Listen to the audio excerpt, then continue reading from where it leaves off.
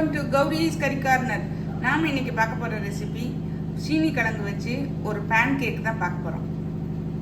தேவையான பொருட்களை பார்த்துடலாமா? சீனி கிழங்கு வந்து நல்லா கழுவிட்டு கட் பண்ணி ஆவியில் வேக வச்சு எடுத்துருக்கேன். இட்லி பாத்திரத்தில் வச்சு 2 டேபிள் ஸ்பூன் வந்து அரிசி மாவு, 2 டேபிள் ஸ்பூன் ரவை, பாம்பே ரவைன்னு சொல்லுவோம் இல்லையா, அந்த ரவை, வறுத்த ரவை, வறுக்காத ரவை எதுனாலும் எடுத்துக்கலாம். 2 டேபிள் ஸ்பூன் வந்து தேங்காய் துருவல், 2 டேபிள் ஸ்பூன் வந்து நாட்டு சர்க்கரை, கொஞ்சம் வந்து ஏலக்காய் தூள், நட்ஸு கொஞ்சம் சின்ன சின்னதாக கிரேட் பண்ணி வச்சுருக்கேன்.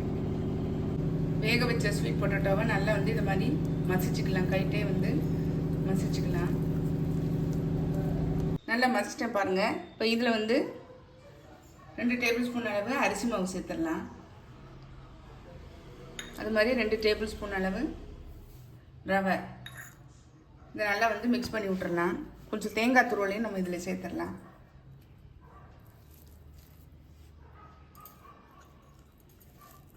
நல்லா வந்து மிக்ஸ் பண்ணி விட்டுறலாம். இது கூட நாட்டு சர்க்கரை இருக்குது பாருங்கள், அது ஒரு 2 டேபிள் ஸ்பூன் அளவு சேர்த்துக்கலாம். இது உங்களுடைய இனிப்பு சுவைக்கு தகுந்த மாதிரி கூட்டியோ குறைச்சோ சேர்த்துக்கோங்க. இது கூட நம்ம ஏலக்காய் தூளையும் சேர்த்துடலாம். சேர்த்துட்டு இது நல்லா பிசைஞ்சு விட்டுட்டு, அதாவது மிக்ஸ் பண்ணி விட்டுட்டு எவ்வளோ தண்ணி தேவைப்படுமோ நம்ம அது பிறகு விட்டுக்கலாம். ஏன்னா முதலையே தண்ணி விட்டுட்டோம்னா நமக்கு வந்து ரொம்ப தண்ணி ஆயிடும். அதனால் நல்லா ஒரு தடவை மிக்ஸ் பண்ணி விட்டுக்கலாம். ஏன்னா நம்ம கை சூட்லேயே வந்து இலக்கம் கொடுக்கும். இதுக்கப்புறம் வந்து கொஞ்சம் தண்ணி தெளிச்சிக்கலாம். இட்லி மாவு பதத்துக்கு நம்ம வரணும் நமக்கு, அதனால் கொஞ்சம் தண்ணி தெளித்து நல்லா மிக்ஸ் பண்ணி விட்டோம். நல்லா மிக்ஸ் பண்ணி விட்டுட்டேன் பாருங்கள். இப்போ இதில் வந்து இந்த இனிப்பு சுவையை கூட்டி கொடுக்கறதுக்காக கொஞ்சோண்டு ஒரு பிஞ்ச் அளவு வந்து சால்ட்டு சேர்த்துக்கிறேன். நல்லா மிக்ஸ் பண்ணி விட்டுருக்கலாம். இப்போ நல்லா மூடி வச்சிடலாம். ஒரு 10 நிமிஷம் வந்து ஊறட்டும். ஏன்னா ரவை சேர்த்துக்கிறதுனால அது ஊறணும் இல்லையா, 10 நிமிஷம் ஊறட்டும். நம்ம அப்புறம் பார்க்கலாம். நல்லா ஊறி திக்காக இருக்குது பாருங்கள். இதில் வந்து கொஞ்சம் 1 டேபிள் ஸ்பூன் அளவு தண்ணி ஊற்றிருக்கேன். கொஞ்சம் இட்லி மாவு பதத்துக்கு இருக்கிற மாதிரி நல்லா கரைச்சிக்கலாம். இப்போ பேனில் ஊற்றி எடுத்துடலாம். அடுப்பில் தோசைக்கல் போட்டிருக்கேன், நல்லா சூடாக இருக்குது. நம்ம இப்போ வந்து இதை மாவு எடுத்து சின்னதாக வந்து ஊற்றிக்கலாம்.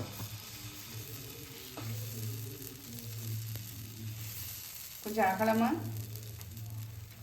மொத்தமாக ஊற்றுற மாதிரி ஊற்றிக்கோங்க. இது கூட வந்து நம்ம நட்ஸு மேலே தூவிக்கலாம். நீங்கள் நெய் கூட போட்டுக்கலாம். குழந்தைங்களுக்கு கொடுக்குறதா இருந்தால் நெய் இது பண்ணிக்கலாம்.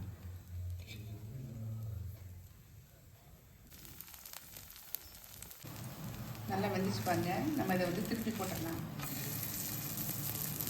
நல்லா மேலே கிறிஸ்பியாக இருக்கு பாருங்கள். அந்த பக்கமும் வேகட்டும் காட்டும். இப்போ பாருங்கள் நல்லா வெந்துச்சு. நம்ம இப்போ எடுத்துடலாம். பாருங்கள் நல்லா கிறிஸ்பியாக இருக்குது பாருங்கள். இதே மாதிரி மற்றதையும் ஊற்றிட்டு காட்டுறேன்.